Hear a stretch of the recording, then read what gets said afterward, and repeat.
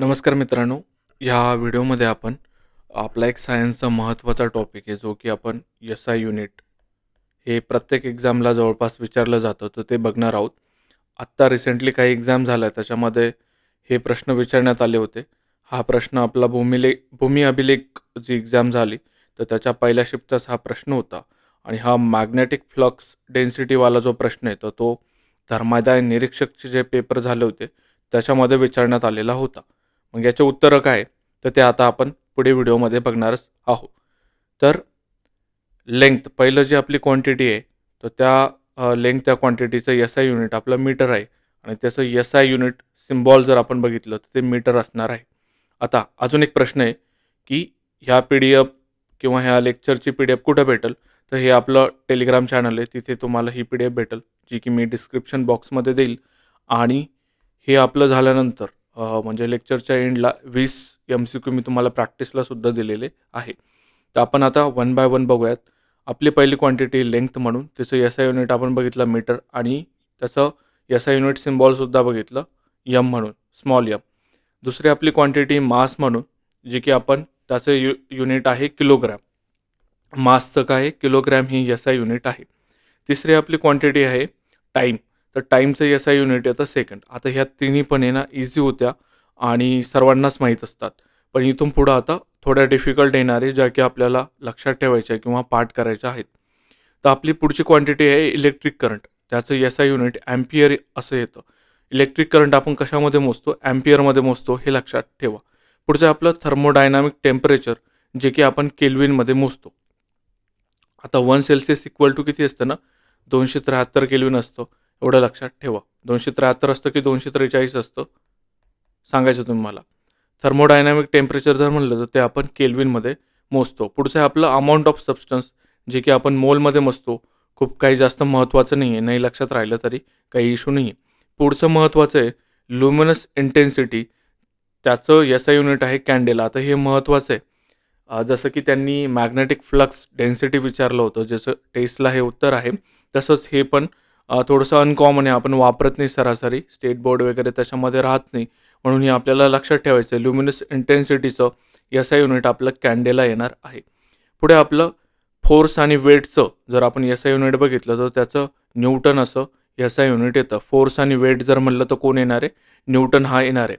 आता साऊंड चॅप्टरमध्ये आपण पुढचं हे खूप बघितलेलं आहे किंवा मग इन जनरलसुद्धा आपण हे वापरतो की आवाज किती आहे किंवा मग आवाजाची फ्रिक्वेन्सी तर आपण हर्ट्झमध्ये मोजतो. फ्रिक्वेन्सी म्हणल्यावरती कशात येणार आहे, ती हर्ट्झमध्ये येणार आहे.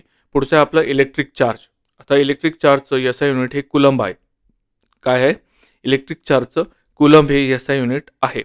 पुढचं आपलं इलेक्ट्रिक पोटेन्शियल जे की आपण व्होल्टेजमध्ये मोजतो, त्याचं एस-आय युनिट हे व्होल्ट म्हणूनच आहे. इलेक्ट्रिक चार्ज जर म्हणलं तर कुलंब येईल आणि इलेक्ट्रिक पोटेन्शियल जर म्हणलं तर व्होल्ट येणार आहे. पुढचं आपलं इंडक्टन्स. आता इंडक्टन्स ही जी क्वांटिटी आहे त्याचं एस-आय युनिट आपलं हेनरी हे आहे, लक्षात ठेवायचं. पुढचं आहे आपलं कॅपॅसिटन्स. जे आपलं क्वांटिटी आहे कॅपॅसिटन्स तर त्याचं एस-आय युनिट फराड हे आहे. कॅपॅसिटन्सचं काय आहे, फराड हे आहे.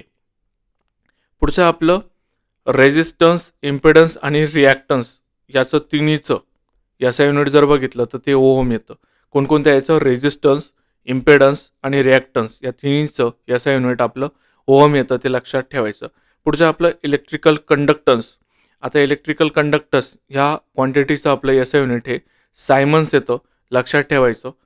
का तर हे आपल्या एक्झामला विचारलं जातं आहे म्हणून आपल्याला लक्षात ठेवायचं आहे. पुढचं आपलं मॅग्नेटिक फ्लक्स. फक्त जर मॅग्नेटिक फ्लक्स जर त्यांनी विचारलं तर त्याचं एस-आय युनिट आपलं वेबर असं येणार आहे. काय, मॅग्नेटिक फ्लक्स, फक्त मॅग्नेटिक फ्लक्स जर विचारलं तर वेबर आणि मॅग्नेटिक फ्लक्स डेन्सिटी जर विचारलं तर त्याचं युनिट टेस्ला असं येणार आहे. लक्षात ठेवायचं, डेन्सिटी आल्यानंतर टेस्ला येणार आहे. कसं लक्षात ठेवसाल, डेन्सिटी आणि टेस्ला गाड्यांची डेन्सिटी जास्त असते असं लक्षात ठेवता का? जसं लक्षात राहील तसं ठेवायचा प्रयत्न करा. पुढचं आपलं एनर्जी, वर्क आणि हीट याचं एस-आय युनिट जूल आहे. आता तिन्हीचं सुद्धा. आता याच्यामध्ये हीट म्हणजे काय असतं, जाळ असतो ना आपला, तर त्या जाळ आणि ह्या जूलला मी लक्षात ठेवलेलं आहे. आता ह्या जाळापासून एनर्जी पण येते आणि वर्क पण होतं ना, काम पण केलं जातं ना. तर पहिले आपल्या रेल्वे आठवायच्या ज्या की याच्यावरती चालायच्या, वाफेवरती चालायच्या. त्यानुसार लक्षात ठेवा एनर्जी, वर्क, हीट या तिन्हीचं एस-आय युनिट आपलं जूल असं येतं. पुढचं आपलं पॉवर, रेडियंट, फ्लक्स याचं जर आपल्याला विचारलं, पॉवरचं काय एसआय युनिट येतं, त्याचं वॅट येतं. आपण आपल्या घरातली वीज ही वॅटमध्ये मोजतो, हे सगळ्यांनाच माहिती आहे.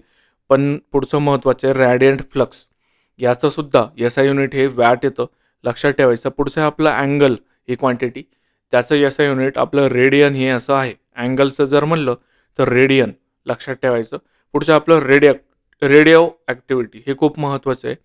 रेडिओ ॲक्टिव्हिटीचं जर एसआय युनिट म्हणलं तर ते बेकरल येतं. काय येतं? बेकरल येतं. रेडिओ ॲक्टिव्हिटी म्हणलं तर बेकरल येणार आहे, खूप महत्त्वाचं आहे. आता मला एक सांगायचं रेडिओ ॲक्टिव्हिटीवरून, चर्नोबिलचा इन्सिडेंट कधी झालेला आहे? चर्नोबिल हे एक्झाममध्ये विचारलं जातं, 1986ला झालेलं आहे. आणि भोपाळची दुर्घटना ॲक्च्युली ती रेडिओ ॲक्टिव्हिटीच्या संदर्भात नाही, पण ती 2-3 डिसेंबर 1984 मिथाईल आयसोसायनेट हे केमिकल होतं, ते भोपाळ ट्रॅजेडीमधले. त्याचं इयर लक्षात ठेवायचं, डेट लक्षात ठेवायची, आणि चर्नोबिलची सुद्धा डेट लक्षात ठेवायची. हे बऱ्याचशा एक्झाममध्ये विचारलं जातं. पुढचं आपलं लुमिनस फ्लक्स नावाची क्वांटिटी, आणि त्याचं एसआय युनिट आपलं लुमेन असं आहे.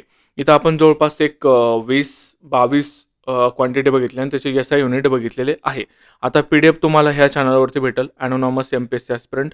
आणि काही जर अडचण असेल तर तुम्ही मला ह्या ID वरती मेसेज करू शकता. हा माझा इन्स्टा ID आहे, dynamite-raj07. आता सध्या तिथे मला वाटतं 4 का 5 मी व्हिडिओ रेकॉर्ड करतो आहे, नोव्हेंबर 2025ला. आज तारीख आहे 14. आता रात्र झाली आहे, 12:17 झाले. तर आता सध्या मला वाटतं 4 का 5 फॉलोअर आहे त्याच्यावरती. आत्ता 2-3 दिवसापूर्वी उघडलेलं आहे. काय अडचण असेल तर तुम्ही मला मेसेज करू शकता. पुढे आता आपण काही MCQ बघूयात. तर पहिलाच आपलं MCQ आहे की लांबीचं एसआय एकक कोणतं आहे? तर आपण आत्ताच बघितलं होतं, लेंथचं एसआय युनिट आपण मीटर असं बघितलेलं होतं. पुढचा आपला क्वेश्चन आहे वस्तुमानाचे, त्यालाच आपण मास म्हणतो, त्याचं त्यांनी युनिट विचारलं आहे. तर मग आपण मासचं बघितलं होतं किलोग्रॅम असं. पुढचं आहे आपलं वेळेचं. आता वेळेचं सगळ्यांनाच माहिती आहे की सेकंड असतं टाईमचं एसआय युनिट. पुढचं आपलं हे महत्त्वाचं आहे, इलेक्ट्रिक करंटचं एसआय एकक कोणतं आहे? तर आपण हे ॲम्पियर बघितलेलं होतं. पुढचं आपलं टेम्परेचरचं, तर ते आपण केल्विन बघितलेलं होतं, आणि मी तिथं तुम्हाला एक क्वेश्चनसुद्धा विचारलेला होता, किती केल्विन 1 डिग्री सेल्सिअसच्या बरोबर असतं ते. पुढचं आपलं अमाऊंट ऑफ सबस्टन्स, याचं एसआय एकक विचारलं आपल्याला, तर त्याचं एसआय एकक मोल असं आहे, जे आपण बघितलेलं आहे. पुढचं आपलं लुमिनस इंटेन्सिटी, त्याचं एकक विचारलं आपल्याला, त्याचं एकक कॅन्डेला असं येतं. पुढचा प्रश्न आहे की बलाचे, त्यालाच आपण फोर्स म्हणतो, त्याचं एसआय एकक काय आहे? तर आपण बघितलं होतं फोर्सचं एसआय युनिट आपण न्यूटन असं बघितलेलं होतं. पुढचं आपलं वारंवारिता, त्याला आपण फ्रिक्वेन्सी म्हणतो, त्याचं एसआय एकक विचारलं आहे. तर मी तुम्हाला सांगितलं होतं की साऊंड चॅप्टर आल्यानंतर आपण हर्ट्स हे खूप वेळेस वापरतो, तर फ्रिक्वेन्सीचं एसआय युनिट हर्ट्स असं येतं. पुढचं आपलं विद्युतावेश, त्यालाच आपण इलेक्ट्रिक चार्ज असं म्हणतो, तर त्याचं एसआय युनिट विचारलं आहे, आणि त्याचं एसआय युनिट कुलंब असं आहे. इलेक्ट्रिक चार्जचं जर विचारलं तर काय येणार आहे? कुलंब असं येणार आहे.